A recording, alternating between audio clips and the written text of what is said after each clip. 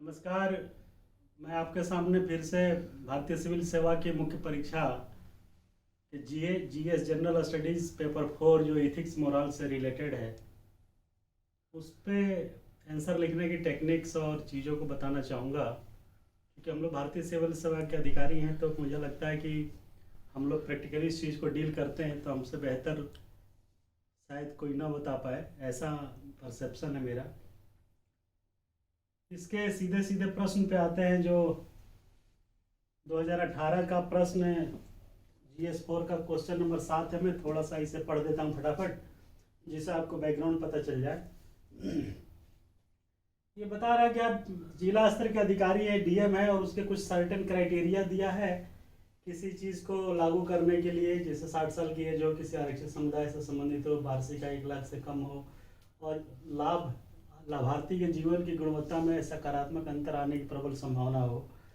ये जिस इसका ये है कि एक आदमी है जो 60 साल से अधिक तो है, आरक्षित समुदाय से नहीं है, और परिवार की वार्षिक आय भी 1 लाख से कम है, और उसके इलाज के बाद जो उसके सकारात्मक अंतर आने की प्रबल संभावना है, और उसी जिले का निवासी है। और ये कह रहा है कि अगर सारा क्राइटेरिया मीट आउट हो रहा है लेकिन एक क्राइटेरिया मीट आउट नहीं है, तो क्या उसको इस योजना का लाभ देते हुए उस पर जो है उसका इलाज डीएम साहब को करवाना चाहिए या नहीं करवाना चाहिए।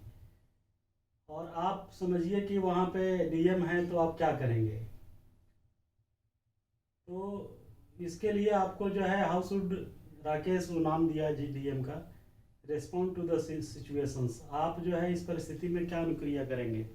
तो 4 क्राइटेरिया में एक तो दिया है कि 60 साल से अधिक एज होना चाहिए, तो वो है उसका। दूसरा दिया है रिजर्व कैटेगरी से होना चाहिए, तो रिजर्व कैटेगरी का आदमी नहीं है, ये क्राइटेरिया मीट नहीं कर रहा है। तीसरा कह रहा है उसकी फैमिली आय जो है 1 लाख से कम होनी चाहिए, तो 1 लाख से कम है, ये भी सही है, ये भी सही है। चौथा कह रहा है कि उसके इलाज के बाद उसकी लाइफ की क्वालिटी में इम्प्रूवमेंट होना चाहिए, तो वो तो होगी, वो दिख रहा है। अब सवाल यह है कि आप ऐसी परिस्थिति में क्या रिस्पॉन्ड करेंगे। मानवता के आधार पे तो आपको सीधे सीधे ये लगता है कि भाई ठीक है, बुढ़ा है और उसकी कोई संतान नहीं है, जैसा कि इसमें लिखा है, और एक डॉक्टर है जो उसको इलाज फ्री में करने को तैयार है ऑपरेशन, लेकिन मेडिसिन का खर्चा उठाने को तैयार डॉक्टर साहब भी नहीं है। ये सब इसमें दिया हुआ है। और तीसरी चीज़ इसमें दिया है कि भाई उसको जो है मानवता के आधार पे आप क्या करेंगे और नियम के अनुसार से आप क्या करेंगे। ये क्वेश्चन है कि आप कैसे रेस्पॉन्ड करेंगे अगर आप कलेक्टर हैं उस डिस्ट्रिक्ट का, ऐसी सिचुएशन पैदा हो जाती है। देखिए भाई, इसमें सबसे बड़ी बात यह है कि rule is rule until it change. नियम नियम है जब तक बदल नहीं दिए जाते। आप नियम को लागू करने के लिए वहाँ पे बैठाए गए हैं, तो नियम को आप जो है नियम के हिसाब से उसको इंटरप्रेट करके ही लागू करना है। और इसमें तो क्लियर दिया है कि ये क्राइटेरिया है 4 में एक क्राइटेरिया रिजर्वेशन कैटेगरी का होना चाहिए, वो नहीं है। बट नेचुरली रूल अप्लाई नहीं होगा। मानवता के आधार पर उसको आप सेवा कर सकते हैं, तो लेकिन इस रूल के हिसाब से उसको सेवा नहीं करेंगे। तो आप डीएम होते हुए क्या करेंगे कि ठीक है, इस रूल के तहत उसको आप जो है सेवा मत करिए, कोई बात नहीं।